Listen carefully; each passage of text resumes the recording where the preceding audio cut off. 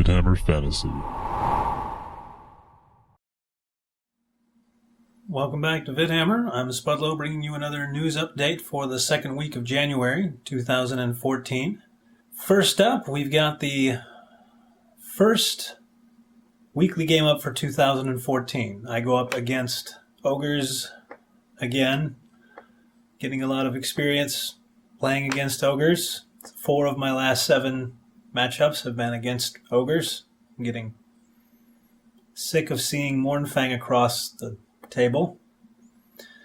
But that's okay. It's just more experience. That's fine. But you can check that one out here. Got the link up for it. Also, there's another Darkside tournament coming up this weekend. 2,150 points this time. A little bit smaller. And since one of the most recent comments I received was that the Rat Ogre Bonebreaker, even if he's in, or the Warlord on a Rat Ogre Bonebreaker, even if he's in with a unit of Rat Ogres, he doesn't get a Lookout Sir roll. His unit type is Monstrous Cavalry, not Monstrous Infantry. So this means I basically have no use for Rat Ogres at all. Guess what, boys? They're out. It was fun painting you and everything, but your butt is on the shelf. You haven't done crap for me recently. They're the first thing cut. I had to cut a few more points down. I've also thrown in a couple of, well, at least one thing that I've used a couple of times before, but not recently. We'll see how well it does, and maybe if it pulls out, maybe I'll paint that one as well. Also, the Gutter Runners aren't in lieu of other things, but I can give you a whole rundown of the army list and everything after the tournament, because too many of my opponents actually watch these battle reports and tend to have things geared for me sometimes when I show up. Just looking over the battle list now, or the army list that is, seems relatively solid. I think I have a pretty decent chance at 2,150 points.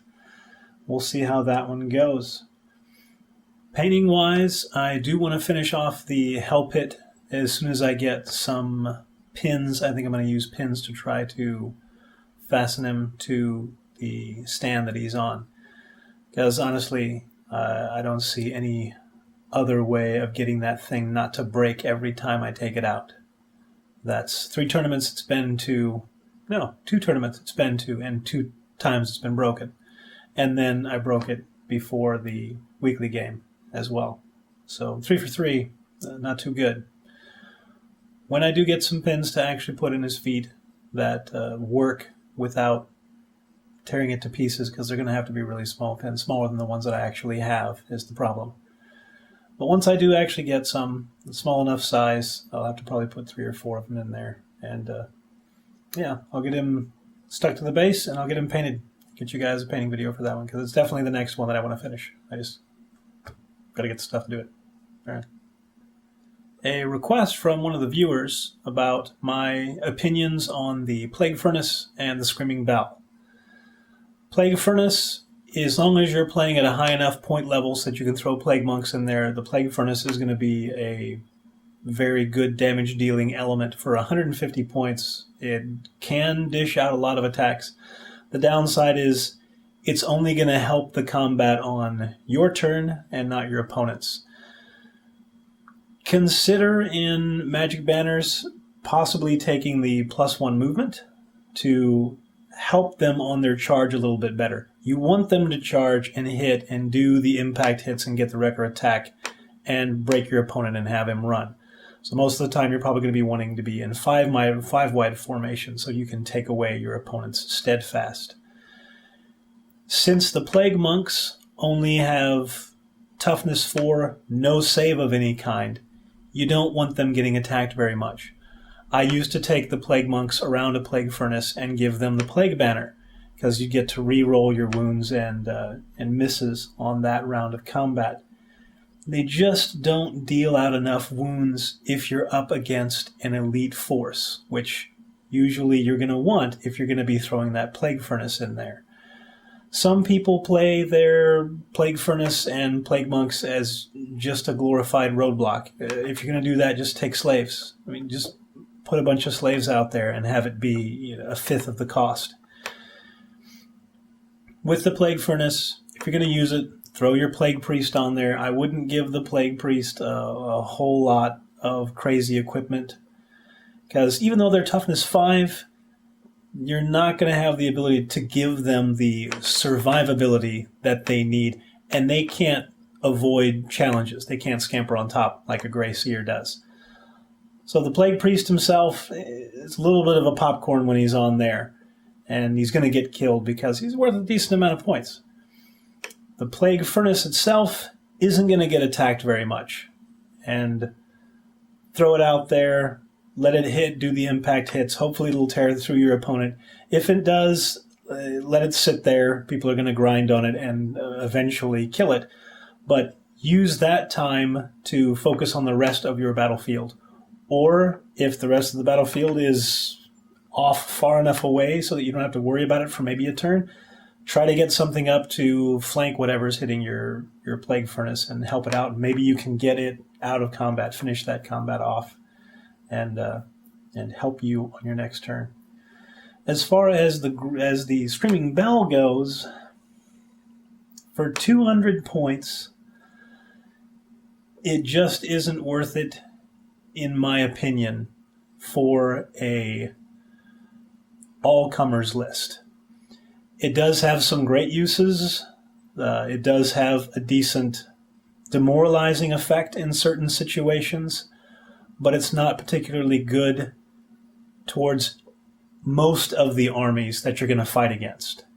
It's more of a specialized piece of equipment, and it is kind of interesting, and it's nice to throw out there, and it is variable like a lot of Skaven elements are.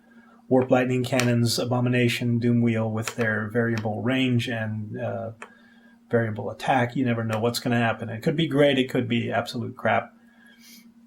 The Screaming Bell, the same way. You don't know what that effect's going to be, and there are so many different effects that it can have. Some of them are absolutely awesome in certain situations, but each different situation you're in, there are only going to be 1 or 2 effects from the Screaming Bell chart that are actually going to be what you want. And it's too hard to try to narrow down a specific one.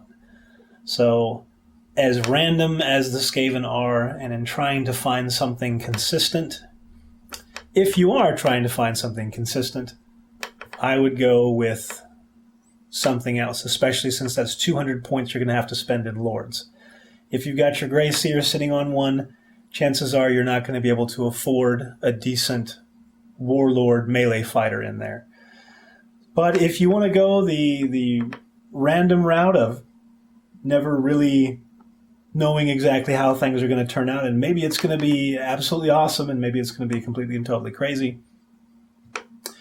If you like not knowing, go ahead and go for it. Hey, it's another random element. You can throw it in there, and I'm sure it's going to lead to some very epic situations. Epically good or epically bad, that's kind of the coin toss. So you have to take the chance and write some stories and tell people about how it went. That's my 2 cents, but take it with a grain of salt. My track record with Skaven isn't really that good from what's on camera anyway. So you do what you want to do, because that's always the best idea. For me,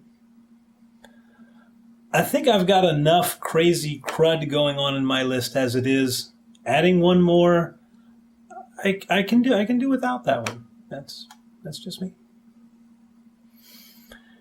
Anyway, I hope that helps out, and enjoy your upcoming games and everything. I wish you the best of luck in all that you do across the table. Till next time, this is Spudlow saying, keep fighting.